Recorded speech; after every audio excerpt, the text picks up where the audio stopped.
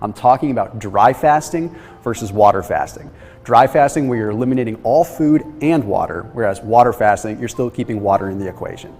So the difference mainly between, of course, a dry fast and a water fast is that you're not consuming any water. But what a lot of people don't know is that 1 day of dry fasting is equivalent to 3 days of water fasting as far as autophagy is concerned and as far as overall cleansing of the cells is concerned. See, there's a Russian doctor named Dr. Filanov who did a lot of research in the world of dry fasting. In fact, I'd go so far as saying he's the one that really pioneered a lot of the science behind dry fasting. And we also have to know there's two different kinds of dry fasting.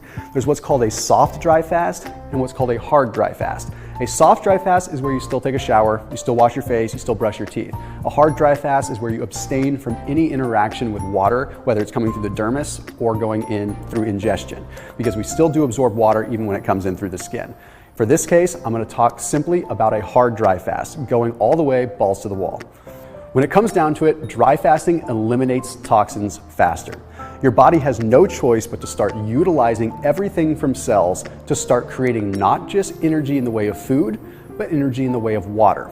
See, as soon as you start to get even slightly dehydrated, your body goes into a little bit of a panic mode. It produces more catecholamines, more things like epinephrine, norepinephrine, adrenaline, and it gets even more stressed out and tries to find a way to get more water. So it takes any cell that is even remotely useless, cells that are not efficient at all, and it starts breaking them down for food. But it also starts splitting them apart for water. You see, ordinarily when we're fasting, we have something called autophagy that goes on. Autophagy is where your body starts recycling cells in an effort to get energy. It takes the old cells that aren't really being used and it recycles them and creates new ones, or at least processes them and excretes them. With dry fasting, this happens so much faster because the metabolic need is that much more. So in essence, only the strong cells end up surviving. All those weak cells have been consumed by the body. So it's sort of a natural progression that now that you have these strong cells that survived, when it comes time to break your fast and get on with your life, you have a nice influx of strong cells that are able to reproduce. It's like survival of the fittest, but going on in your very own body. You now have a world of strong cells that are able to perform their best. And then you dry fast again and you recycle once more. Now, the next thing we have to talk about is that the body has its ability to create its own water. You see, if we look at the molecular structure of water, it's pretty darn simple. You have a hydrogen and you have oxygens. Pretty darn simple. Now, when we look at fat in the body, this is where it gets really interesting. Most of the fat that is stored in our body is saturated fat. Saturated fat is saturated with hydrogens. So what ends up happening is when the body is in a dehydrated state, like when you're dry fasting, it takes the fat and it releases the hydrogen gets into your bloodstream, then you breathe oxygen and you create water. You just magically created your own water. And it is the purest, most metabolically efficient water that you could possibly ever have. Not only is it molecularly perfect, but it's also molecularly perfect for your body because you synthesized it. When you drink water from the tap or when you drink water from a spring, it may seem clean and clear, but there are so many other things going on outside the realm of just hydrogen and oxygen, it's not exactly pure. The body has to go through its own detoxification process just to consume that water. When you create your own water, it is super, super pure. That's why when you're dry fasting, you still urinate.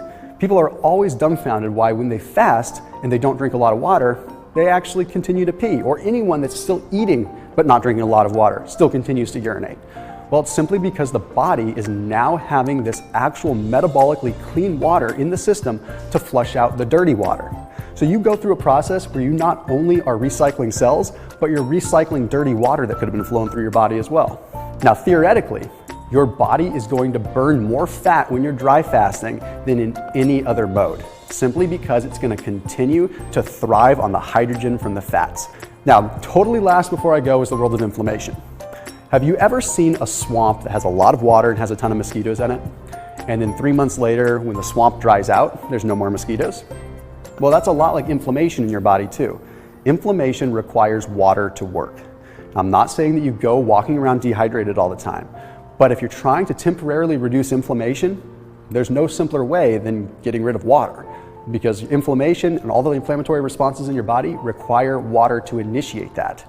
So by having a temporary fast where you're not consuming water, those inflammatory responses and the inflammation within the body shrinks down to practically nothing. Now, be warned, there can be a rebound effect when you do start to hydrate, but for a temporary effect to get away from some pain or to recycle your body, dry fasting might just be the way to go.